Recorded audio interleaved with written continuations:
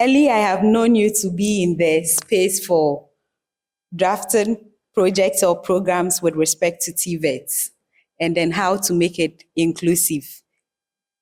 I would want you to tell us the most efficient digital safeguarding mechanism that can be implemented to protect the beneficiaries while maintaining their privacy and then freedom of engagement. I know you mostly face this risk of intersectional risk, that is looking at the gender of them, the geography, and then the kind of disability. In developing programs, how do you overcome this interface so that the beneficiaries would feel safe, that is maintaining their privacy and at the same time their freedom to fully participate in the programs or projects? Thank you very much. When going inclusion, you can never succeed without integration safeguarding. Because obviously you have a lot of vulnerable people exposed to putting in place or implementing inclusive practices. Now, what you can do, or the best mechanism to implement in delivering TVETs through a remote channel is integrating the 4 C's of electronic, electronic delivery. And these 4 C's are content, ensuring that the content you have out there does not expose learners accessing TVET remotely to harm. Also ensuring that they are not in contact, which is the second C, with people who would influence them wrongly or expose them to harm. Now, beyond the content and the contact is also the contact.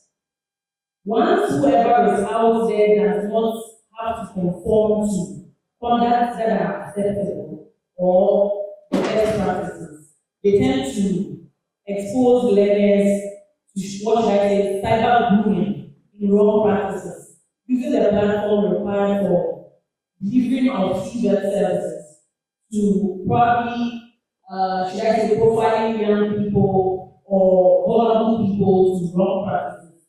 And the last C, which will either be contracts or comments, is ensuring that data of such people who are accessing TVET remotely are protected.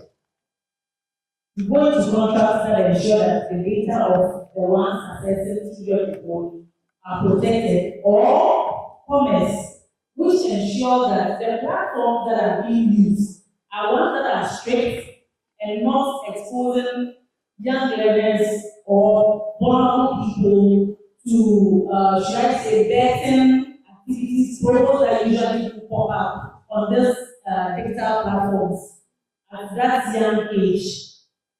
This being the best approach, I would say would not probably tackle the intersectional issues in terms of identity, geography, or the third point, disability. So hence, it's also worthy to take the RMF approach, which is mandatory consent-based, accessible reporting and moderation framework.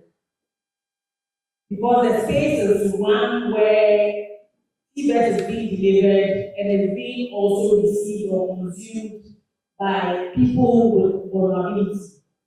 And this system I just mentioned is one that ensures that people's data are not exposed. The encrypted spaces that ensure that people's data are not exposed. So this could be a place where, during participation in remote TVET delivery, you use a pseudonym or avatar instead of people showing their pictures or videos where they are free. There is limited data exposure in terms of genders or status of these people to ensure that these are places where people feel safe. It should be a safe space to ensure that they are not exposed to risk. And this not being enough, one thing that is always overlooked is designing such platform systems or mechanisms without properly engaging persons of concern, which is the receiver or the learner who is accessing TVET. So it's always very good, or the best practice, to go create some of these things and also build a learning delivering such services or creating such platforms or using digital platforms to kind of assess people who are in remote areas. And one last key thing I would say is, by virtue of geographical intersectionality, it's also advisable that some of these platforms are usually not the online or internet driven. An offline approach will also make it inclusive for people who are in remote areas. Thank you. Thank you very much.